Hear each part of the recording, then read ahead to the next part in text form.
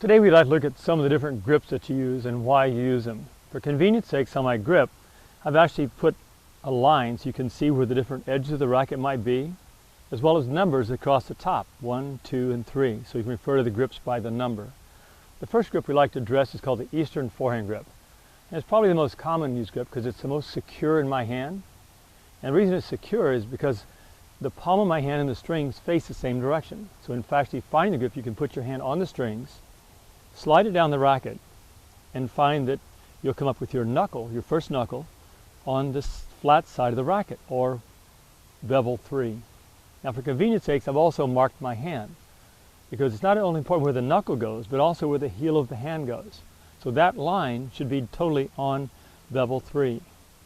So it's on the flat side of the racket, which allows me to secure the racket in tightly with my grip, and allows me to feel very secure when I'm aiming where I want the ball to go. So why is this most important grip? Number one, security. And I feel like I can really have control of my racket. It's actually an extension of my hand by how I got it. Number two is the position of the hand. It's very anatomically sound here.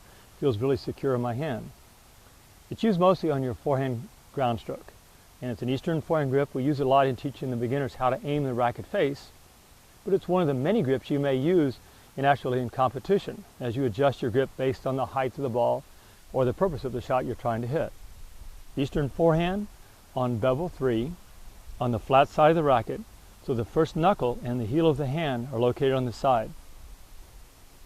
All right. On the Eastern forehand, once again, the important part is my left hand, which balances the racket for me. That allows me to have, so I can adjust my grips and also relax my grip between shots. The important part is I find my knuckle locator, this big knuckle, and the arrow we drew from the knuckle to the heel of the hand, that's my hand position.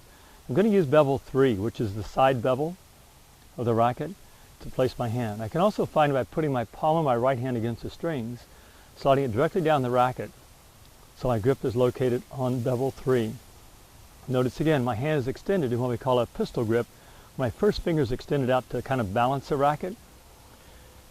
And from there, we also have a grip that doesn't work quite as well, called a hammer grip, where all my fingers are squished together, and my knuckle and my thumb are about the same height. Very tight grip, so the player plays very tight, and the racket is quite wobbly on the end of at the end of the swing, so I have a tendency to use my wrist a lot on that shot. So your trigger finger with your pistol grip, the first knuckle is your locator, and so is the heel of the hand on the bevel 3, the directly on the side of the racket. Probably the most secure grip you're going to find when you're first learning to play. It squares the racket face away, so right away you can tell direction by the palm of your hand, knowing this palm of the strings, and the string is going to point the same direction.